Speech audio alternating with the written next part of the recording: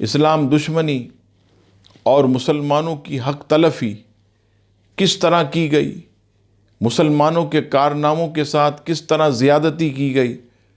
سماعت فرمائیں، یورپ میں قرون وسطیٰ اور نشاط ثانیہ کے دور میں عربوں کی کئی ایجادات کو یورپی سائنسدانوں یا مصنفین نے خیانت کے ذریعے اپنی طرف منسوب کر لیا، جس کی چند مثالیں میں پیش کرتا ہوں۔ قسطنطین افریقی، جس نے عربی کتب طب کے ترجمے کیے، اس کے ترجموں کو ابتدا میں علماء اس کی تیار کردہ کتابیں سمجھتے رہے، تاہم کہ اس کے عربی متون دریافت ہوئے۔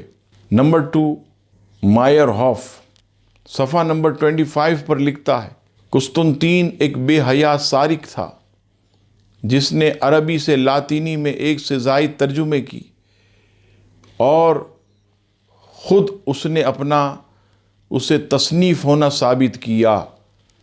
نمبر 2، دمشق کے طبیب علی ابن ابی حزم ابن نفیس نے پھیپھڑوں سے خون کی گردش پہل دریافت کی، لیکن اس کا انتساب ولیم ہارفی کی طرف کیا جاتا ہے، جبکہ ولیم ہارفی مسلمان سائنسدان ابن نفیس کے 400 سال بعد پیدا ہوا۔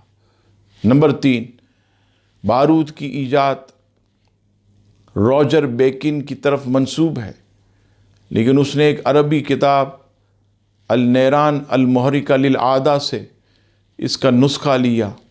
چاند کی حرکت پر اختلاف مسلمانوں کی ہیئتی تحقیق ہے، لیکن اسے ٹیکوبرا کی طرف منسوب کر دیا گیا۔ نمبر 5، بڑی شریانوں کو باندھ کر خون روکنے کا عمل مسلمان سائنسدان ابو القاسم زہراوی کا دریافت کردہ، لیکن اسے فرانسیسی ایمبروئس کی طرف منسوب کیا گیا۔ نمبر 6، مریض کے ظہری حصے بدن کے آپریشن میں مریض کے پاؤں کو سر سے اونچا کرنے کی ہدایت بھی ابو القاسم زہراوی کی بیان کردہ ہے، جسے المانوی جراح کے نام سے منسوب کیا گیا۔